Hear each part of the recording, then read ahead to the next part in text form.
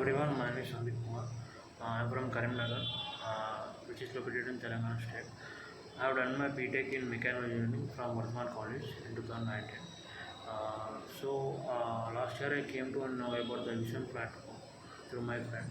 So I joined this course and learned about the networking devices, virtualization, troubleshooting, and so on. So till now I given 18 interviews. From every interview I have been rectifying my mistake.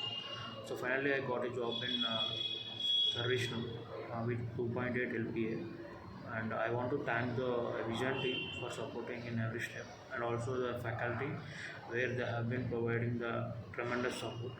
And I want to give an advice for the freshers who are willing to join the IT sector.